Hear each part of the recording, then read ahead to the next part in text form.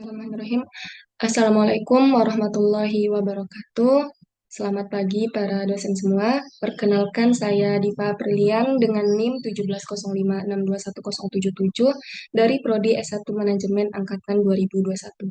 Di sini saya akan melakukan seminar hasil skripsi dengan judul penelitian yaitu pengaruh produk desain, produk quality, dan brand ambassador terhadap keputusan pembelian sepatu olahraga melalui brand image sebagai variabel intervening pada runners di kawasan Komplek GBK.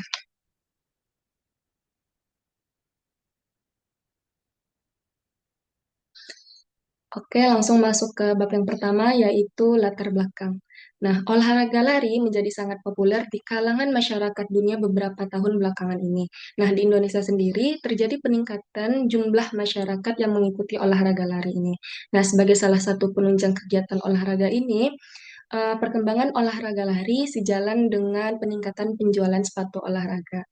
Nah, salah satu brand sepatu olahraga yang sedang naik daun adalah Hoka. Namun, ada masalah terkait dengan brand ini.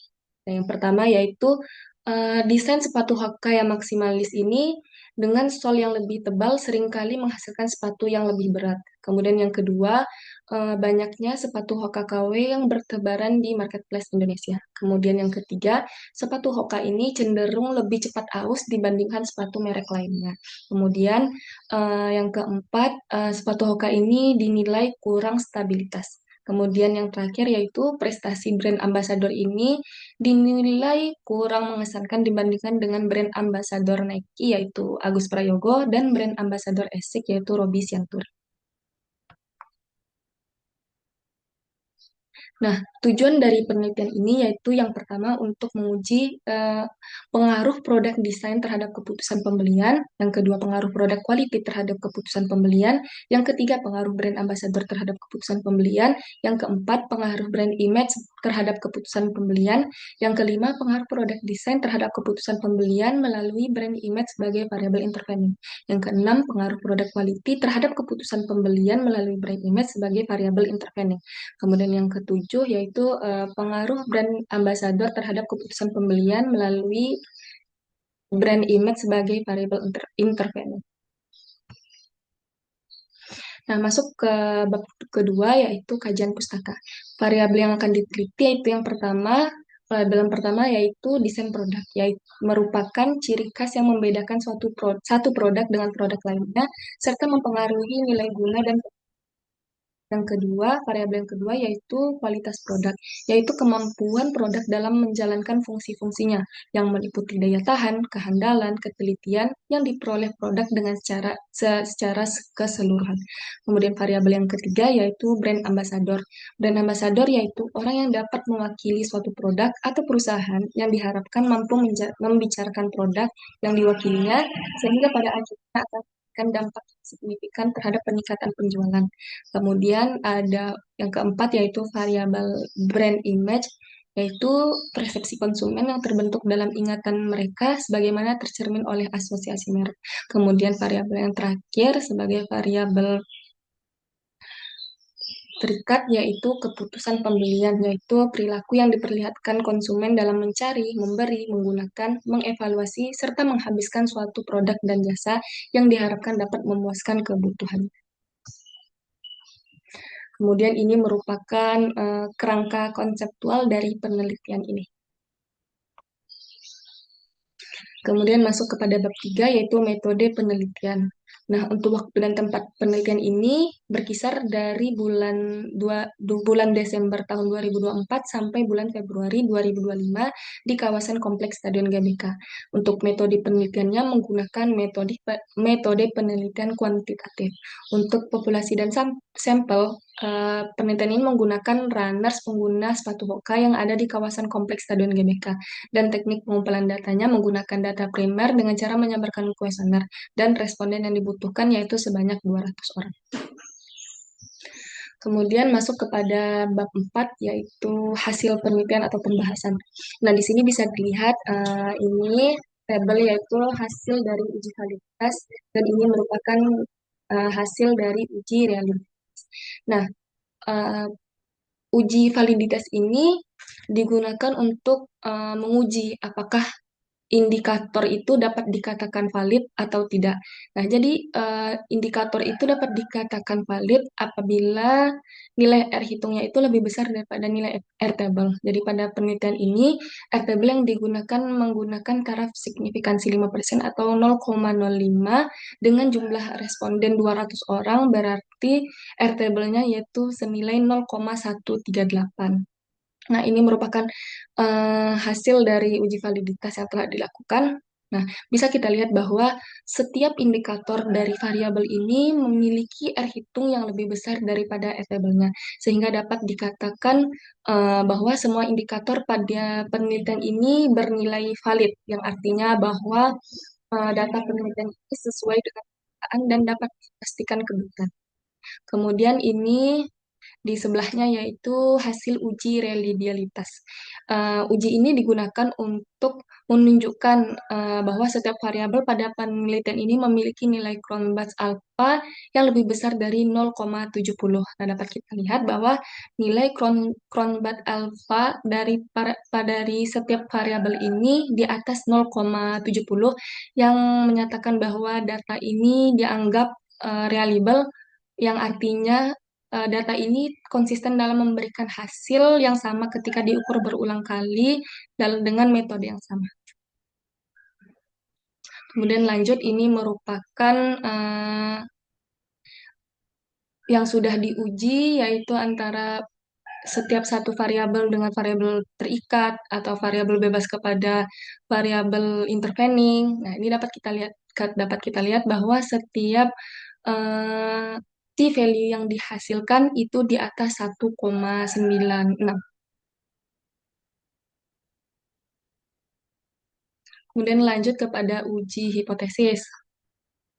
Di sini dapat kita lihat bahwa hipotesis yang pertama, antara produk desain terhadap keputusan pembelian memiliki nilai standardized total efeknya sebesar 0,26 dengan tingginya sebesar 2,79, yang artinya itu lebih besar daripada 1,96, dan ini bahwa hipotesis satu ini dapat diterima. Kemudian untuk hipotesis 1, 2, 3, dan 4 itu memiliki t-value di atas 1,96, sehingga dapat dikatakan bahwa hipotesis 1, 2, dan 3 dan 4 ini dapat diterima. Kemudian untuk hipotesis 5, antara variabel bebas yaitu product design ke variabel intervening brand image terhadap variabel terikat keputusan pembelian memiliki nilai standardized total efeknya sebesar 0,047 dan Z value-nya sebesar 2,06. Z value ini didapatkan dengan melakukan uji Sobel karena kita menggunakan variabel intervening. Dan setiap dari hipotesis 5, 6, dan 7 memiliki Z value di atas 1,96, yang artinya hipotesis ini dapat diterima. Nah, jadi dapat kita simpulkan bahwa hipotesis satu, hipotesis pertama, bahwa produk desain berpengaruh signifikan terhadap keputusan pembelian ini dapat diterima. Jadi Hoka, sebagai merek sepatu yang populer di kalangan pelari ini, telah membuktikan bahwa desain produk yang maksimalis dengan outsole yang lebih besar dan cushion yang lebih banyak dapat membuat produk lebih unggul dan memuaskan konsumen. Kemudian untuk hipotesis yang kedua yaitu